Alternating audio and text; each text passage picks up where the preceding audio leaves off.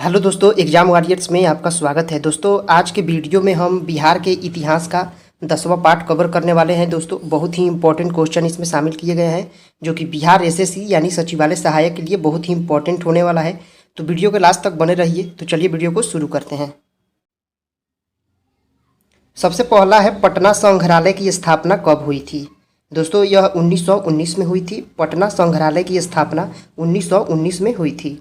अगला है, मगध के परिवर्तित गुप्त वंश का संस्थापक कौन था? यह कृष्ण गुप्त थे। कौन थे? कृष्ण गुप्त। मगध के परिवर्तित गुप्त वंश का संस्थापक कृष्ण गुप्त थे। अगला है, बिहार आने वाला पहला अंग्रेज यात्री कौन था? पीटर मुंडी था। बहुत ही इंपॉर्टेंट क्वेश्चन है दोस्तों। बिहार आने वाला पहला अंग्रेज यात्री कौन था? पीटर मुंडी था। अगला है, बिहार में किस मुगल शासक का राज्य अभिषेक अंग्रेजों के संरक्षण में हुआ था? शाह आलम द्वितीय का। किनका हुआ था? शाह आलम द्वितीय का मुगल शासक थे। इनका राज्य अभिषेक अंग्रेजों के संरक्षण में हुआ था। अगला है, बाबू कुंवर सिंह ने कहाँ बंदूक एवं गोला बारूद बनाने का कारखाना स्थापित किया था? जगदीशपुर में। बाबू कुंवर सिंह ने कहाँ बंदूक एवं गोला बारूद बनाने का कारखाना स्थापित किया था? जगदीशपुर में स्थापित किए थे। अगला है, 1857 के दौरान बिहार में कहाँ के लोगों को आभास हुआ कि मानो देश से सरकारी प्रशासन समाप्त हो चुका था?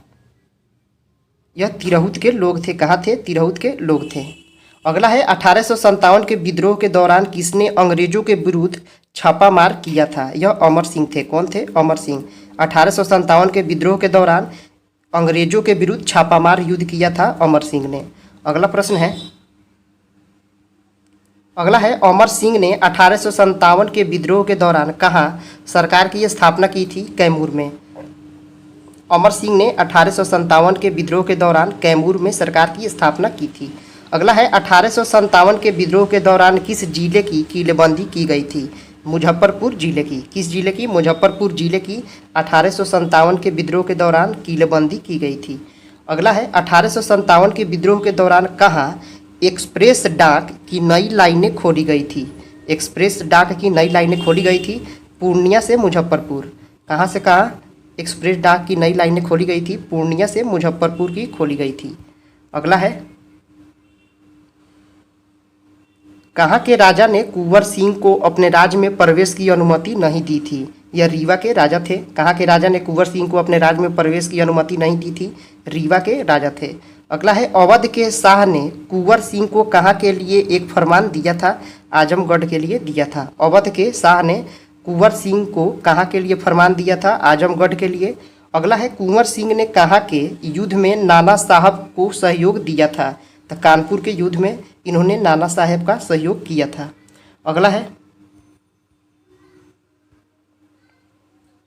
कुंवर सिंह ने अपने अंतिम समय में किस अंग्रेज कैप्टन के साथ युद्ध किया था?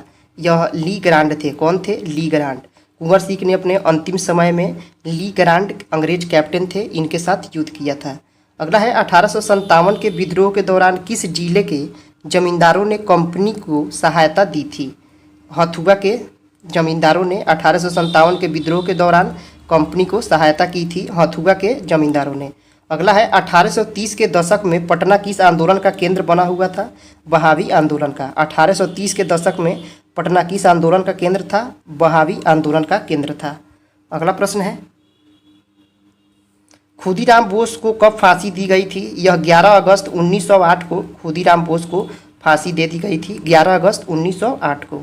अगला है, सचिंद्र नाथ सन्याल ने कहाँ पर अनुशीलन समिति की शाखा स्थापित की थी? पटना में। सचिंद्र नाथ सन्याल ने अनुशीलन समिति की शाखा स्थापित की थी पटना में। अगला है, सत्ययुग नामक पत्रिका किसने प्रकाशित की थी? पुरुषोत्तम नारायण नंदा ने सत्ययुग नामक पत्रिका इन्होंने प्रकाशित की थी, पुरुषोत्तम नारायण नंदा ने। अगला प्रश्न है, बिहारी अखबार के संपादक कौन थे? यह बाबू महेश्वरी प्रसाद थे। बिहारी अखबार के संपादक बाबू महेश्वरी प्रसाद थे। अगला है, स्वराज कथा नामक पत्रिका का संपादन किसने किया था? बाल मुकुंद वाजपेयी ने स्वराज कथा नामक पत्रिका का संपादन किया था, बाल मुकुंद वाजपेयी ने। अगला है, बिहारी स्टूडेंट कॉन्फ्रेंस की स्थापना कब हुई थी? 1906 ईस्वी में। बिहारी स्टूडेंट कॉन्फ्रेंस की स्थापना, बहुत ही इंपॉर्टेंट क्वेश्चन है यह, 1906 में की थी। अगला है, मुजफ्फरपुर में होम रूल लीग की स्थापना किसने की थी? जनकधारी प्रसाद ने की थी। मुजफ्फरपुर में होम रूल लीग की स्थापना किसने की थी? जनकधारी प्रसाद ने की थी। अगला है तीन कठिया प्रथा सर्वाधिक रूप से कहाँ प्रचलित थी? चंपारण में सबसे ज़्यादा प्रचलित थी तीन कठिया प्रथा। अगला है बिहार में श्री हसन इमाम के निर्देशन में कब प्रांतीय लीग की स्थापना हुई थी? 1921 में। कांग्रेस के किस अधिवेशन से बिहार में असहयोग के प्रति प्रेरणा मिली थी? तो नागपुर के अधिवेशन में।